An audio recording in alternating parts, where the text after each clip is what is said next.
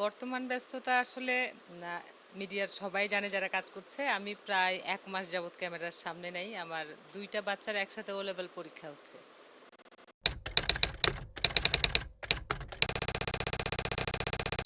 আসলে খুব সংক্ষেপে অথবা অল্প সময়ে বলা সম্ভব নাই। অনেকবার বলেছি, চ্যানেলে বলেছি, পত্রিকাতে বলেছি। আম প্রথমত পরিশ্রম, দ্বিতীয়ত একাগ্রতা, তৃতীয়ত পরিশ্রম।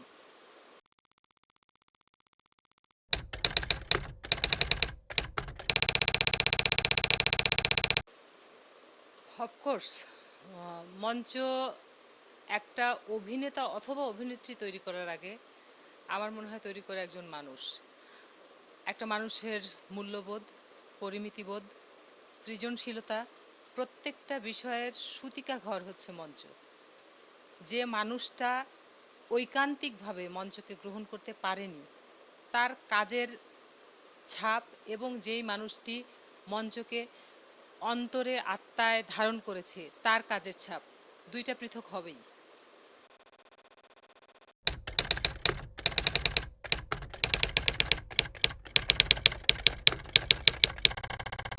এটা নানাবিধ কারণ দর্শকরা ব্যাখ্যা দেয় বলে বিভিন্ন পত্রিকা বলছে। কিন্তু আমাদের দর্শকদের সাথে কথা বলতে যেয়ে আমার মনে হয়েছে যে প্রথম কথা তারা যেটা বলে পাণ্ডুলিপির কথা, মানে স্ক্রিপ্টের কথা, যে গল্পের তারা কোনো আগামাথা খুঁজে পায় না। আর যখন আমরা ডিরেক্টরদের সাথে কথা বলি তখন তারা বলে বাজেটের কথা, যে যে বাজেট সেখানে আসলে স্ক্রিপ্টের জন্য আলাদা করে তারা বাজেট নির্ধারণ করতে পারে না। আরেকটা হচ্ছে যে নাটক বলি, ফিল্ম বলি, প্রত্যেকটা বিষয়ের সফলতা এবং সুন্দর একটা শৈল্পিক কর্ম উঠে আসে হচ্ছে একটা কম্প্যাক্ট কাজের, একটা গ্রুপ ওয়াইজ কাজের ভিতরে। সেই ক্ষেত্রে দেখা যাচ্ছে যে দুই একজন খুব ভালো আর্টিস্ট আছে, বাদ বাকি সব নিজেদের আশেপাশের লোকজন অথবা একেবারেই নাম না জানা কিছু লোকজন দিয়ে যখন নাটক তৈরি করছে তখন দর্শক আসলে খুব আশাহত হয়। তারা যেমন আমাদেরকে দেখলে পারে পথে ঘাটে, শপিং মলে, বাজারে, রেল স্টেশন অথবা এয়ারপোর্টে দেখলেই বলে আমরা আর আপনাদের নাটকগুলো খুঁজে পাই না, আপনাদের নাটকের মতো আর নাটক হয় না। এটা আমার জন্য আনন্দের খবর না। আমি চাই আমাদের নাটকের পাশাপাশি, সবগুলোই তো আমার নাটক, তারা আসলে মিন করে হয়তো আমরা যে নাটকগুলোতে কাজ করি সেটার কথা। আমি চাই যে এরকম আমাদের নাটকের পাশাপাশি ভালোর বিশালতা অনেক বেশি বেড়ে যাক।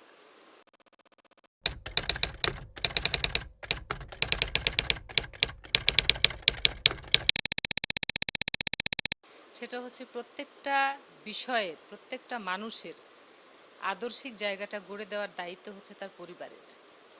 আমার মনে হয় পরিবারটায় থেকে যদি সঠিক শিক্ষা, সঠিক নৈতিকতা, সঠিক আদর্শিক জায়গাটা 10% হলেও গ্রহণ করে কাজ করবার জন্য এই ক্ষেত্রটিতে আসে, খুব বেশি পিছপা হওয়ার জায়গা নেই।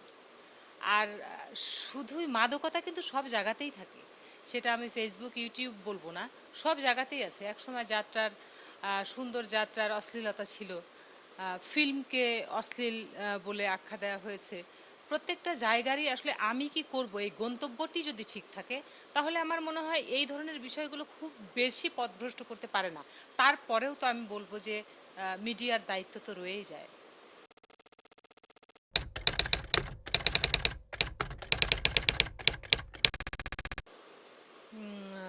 আপনি যে কথাটা বললেন সেই জায়গায় থেকে যদি দেখি সেটা কিন্তু আমিও করেছি। আমার জীবনের শুরুতে যখন আমি প্রথম ক্যামেরার সামনে দাঁড়াই তখন এ ধরনের বিভিন্ন মোটিভেশনাল ওয়ার্ক, বিভিন্ন শর্ট ফিল্মে আমিও কাজ করেছি।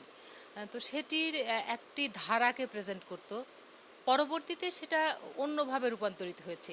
এটা খারাপ বলবো না আমি, কিন্তু আসলে ফিল্মের যে বিশাল জায়গা অথবা ফিল্মের যে মূল জায়গা, সেই জায়গাটিকে যদি আসলে প্রভাবিত করে ফেলে অথবা সেটাকে যদি আড়াল করে ফেলে তাহলে তো ভয়ের কথাই।